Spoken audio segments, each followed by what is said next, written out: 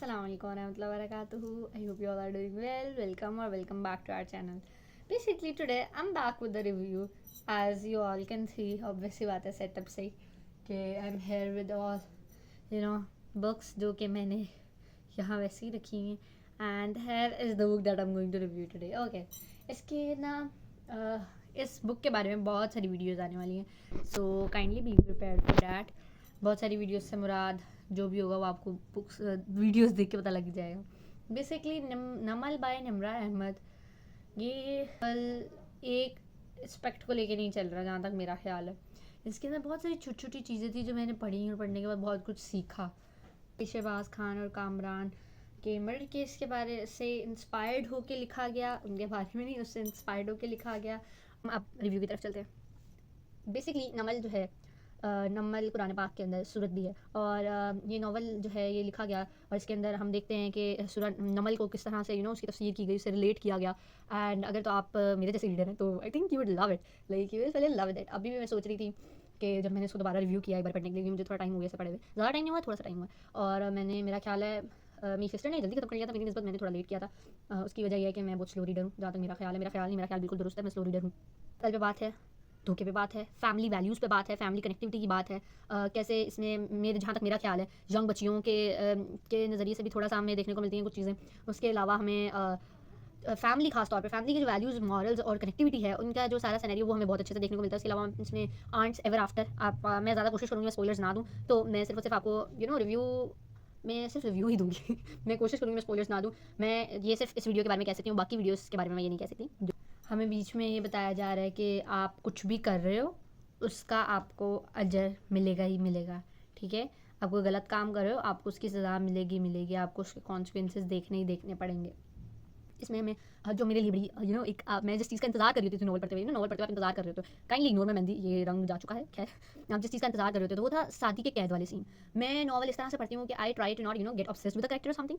सो मैं सिर्फ कंटेंट के नज़रिए से उसको देखती हूँ. कंटेंट यूट्यूब कंटेंट की बात नहीं हो रही नॉवल का कंटेंट की बात हो रही है कि कैद वाले सीन्स का, इसलिए क्योंकि कैद वाले सीन्स में उन्होंने जिस तरह से सूरह नमल की तफसीर की हुई थी, मतलब वो अपने लिए कर रहे थे. ऑब्वियसली बात है वो निम्रा अहमद ने की थी और मैं हमेशा I am always amazed by Nimra Ahmad.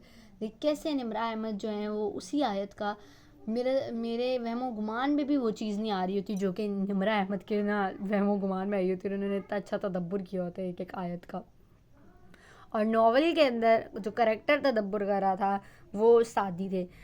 अच्छा, यहाँ पे एक बात आ जाती है, पता नहीं क्यों ये मेरे लिए अजीब है, आप लोगों के लिए अजीब हो या ना हो. मैंने जब ये नावल पढ़ा तो इसमें हम ये भी देखते हैं कि थोड़ी सी तफसीर कंप्लीट जो की थी वो ज़ुमर ने भी की थी. ज़ुमर इसमें एक करेक्टर है और कुछ लोगों के मुताबिक वो लीड है और मेरे मुताबिक इसमें कोई लीड करेक्टर नहीं है. मेरे मुताबिक इस नावल का हर करेक्टर ही ना, आप कहते हो ना कि इस तरह का लाजवाब है कि वो किसी को लीड में आने नहीं दे रहा. ज़ुमर ने भी तफसीर की नमल के कुछ उसमें कुछ आयात की, वो आप पढ़ेंगे तो आपको पता चलेगा कि किस तरह से वाक़यात चल रहे थे.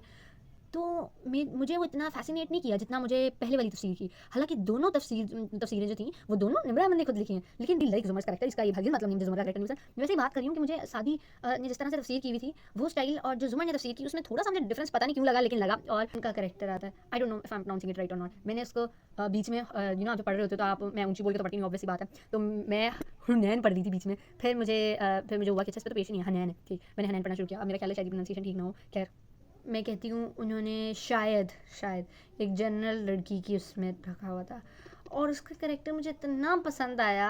I don't know why, but मुझे उसका करेक्टर बहुत पसंद आया. और जैसे उसके अंदर उन्होंने आप कहते हो कि ख़ास तौर पे जो उसका बुक के अंदर चले जाना और उसको पूरा इमेजिन करिए वो बुक को पढ़ते हुए. इवन दो ये मैं नहीं करती हूँ, पता नहीं क्यों मेरे से नहीं हो पाता कि मैं फ़ील करूँ कि अच्छा बुक मेरे इर्द गिर्द चल रही है. वो ऐसा फ़ील कर रही थी और जैसे अपने मर्ज़ इश्क के लिए देख रही थी, दवा के लिए वो कर रही थी. अच्छा, मैं उनका बहुत वेट करती थी क्योंकि उसमें बड़ी काम की चीज़ें निकलती थी. उसके अलावा अगर करेक्टर्स में इनकी बात की जाए हाशिम कारदार की, अच्छा मैं इधर एक बात कहूँगी, बहुत सारे लोगों को हो सकता है कि मैं बुरी लग जाऊँ ये बात सुनने के बाद. हाशिम कारदार का करेक्टर लिखा हुआ बहुत अच्छा करेक्टर था. हाशिम कारदार एज अ करेक्टर बहुत अच्छा करेक्टर था, लेकिन उसके करेक्टर का करेक्टर अच्छा नहीं था. फिर हम एक और चीज़ के अंदर ना देखते हैं जो कि आ जाती है कत्ल के बाद वाला गिल्ट, या फिर कत्ल एक इंसान को किस तरह से चेंज करता है। दो तरह के हमारे पास इधर हमें लोग दिखने को मिलते हैं। एक वो ग्रुप दिख रहा है जो कत्ल कर रहे हैं, ठीक है, और उन्होंने कोई एक कत्ल नहीं किया हुआ। दूसरी तरफ हमें वो दिख रहा है जो कि हमने पूरे नॉवल में एक इनोसेंट सा लड़का देखा और उसके बाद हमने देखा उसने कत्ल कर दिया, और क्योंकि वो बहुत, चाहे वो सेल्फ डिफेंस में ही था, लेकिन कत्ल होता है। और हम देख रहे हैं कि वो चेंज हो गया है, वो खुद चेंज हो गया है, उसको हालात ने एक तरह से तब्दील कर दिए। तो ये जो था ना, एक ये एस्पेक्ट भी आता है। और फारिस का भी था। फारिस का करेक्टर ग्रे करेक्टर था मेरा ख्याल है। हमने उसको बहुत अच्छा नहीं देखा थ्रू आउट, हमने उसको नॉर्मल देखा, कोई इखलाक का अच्छा बंदा नहीं दिखा रहे थे वो लोग उसे, जहाँ तक मेरा ख्याल है। और अगर नमल की बात की जाए ना, तो नमल लंबा है थोड़ा सा, लेकिन आपको इसको पढ़ने में मज़ा आएगा, आपको अच्छा लगेगा पढ़ के। आपको बहुत सारे एस्पेक्ट्स दिखेंगे, जैसे कि मैंने पहले बोला आपको। पहला एक तो कत्ल का एस्पेक्ट दिख रहा है आपको, नमाज का भी दिखेगा। हनैन का नमाज का जो हम देखेंगे ना, हनैन नमाज के लिए जो स्ट्रगल करेगी और मेहनत करेगी, वो दिखेगा आपको। एक होम गर्ल इसमें ज़िक्र होगा, और इनकी एक बुक निम्रा अहमद की अलग से भी है होम गर्ल के नाम से, आप वो देखेंगे। उसके अलावा आप बहुत सारी इस तरह की छोटी चीज़ें हैं। यहाँ तक हाशिम की बात है, हाशिम कारदार का करेक्टर बहुत नफासत से और बहुत ही अच्छा लिखा गया था, ठीक है।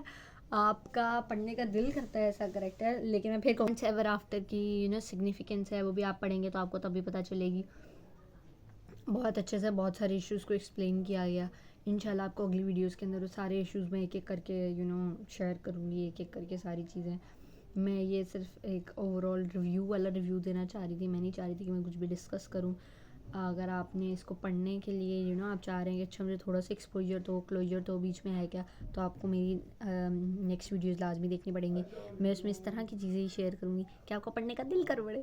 खैर, दैट वाज इट। अल्लाह हाफिज़, and don't forget to subscribe and comment down below कि आपको इसमें से कौन सा करेक्टर सबसे अच्छा लगा। अल्लाह हाफिज़।